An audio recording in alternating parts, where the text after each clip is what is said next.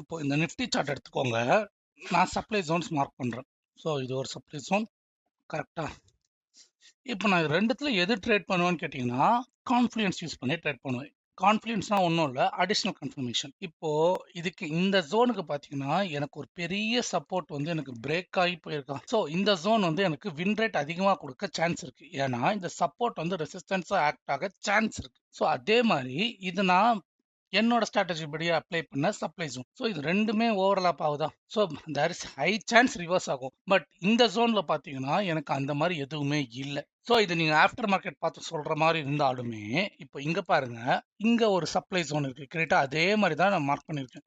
But எனக்கு support எங்க இருக்கு? இங்க பாஸ் ஆகுது, தெரியுதா? அதே மாதிரி ரியாக்ஷன் ஆகி கீழே ஃபால் ஆகுது, தெரியுதா? ஸோ நீங்க நிறைய அடிஷனல் கன்ஃபர்மேஷன்ஸ் யூஸ் பண்ணாதான் உங்களால ஒரு ட்ரேடை எக்ஸிக்யூட் பண்ண முடியும். இங்க சிம்பிளா ஒரு சப்ளை ஜோன் வந்துருச்சே. இப்போ நீங்க இங்க பாத்தீங்கன்னா இதுவும் அதே தான். சப்ளை ஜோன் வந்திருக்குன்னு சொன்னீங்கன்னா போஸ்ட் மார்க்கெட் ரிசல்ட் கொடுத்துருக்கு. பட் ஆனால் எனக்கு சப்போர்ட்டோ ரெசிஸ்டன்ஸோ எந்த கன்ஃபர்மேஷனும் இல்லை. ஸோ அதனால இந்த ட்ரேட் நான் எக்ஸிக்யூட் பண்ணிருக்க மாட்டேன். ஓகே, இங்க இருக்கு பாருங்க. சரி, இதை நான் ஒரு சப்ளை ஜோன் மார்க் பண்ணேன்னா ப்ரீவியஸா வரேன். இங்க பாரு, இங்க ஒரு சப்போர்ட் இருக்கு, தெரியுதா? Major support. எனக்கு மார்க்கெட் ஓப்பன் ஆகி சப்போர்ட் ஆகி திருப்பி சப்போர்ட் ஆயிருக்கா? இந்த ஜோன் பாருங்க, இதுல பாஸ் ஆகுதா இந்த சப்ளை ஜோனோட? ஸோ இந்த ஜோன் வந்து எனக்கு செல் என்ட்ரிக்கு பர்ஃபெக்டா இருக்கும். நீங்க அடிஷனல் கன்ஃபர்மேஷன்ஸ் யூஸ் பண்ணலனா உங்களோட வின் ரேட் வந்து கம்மியா தான் இருக்கும். ஓகேங்களா?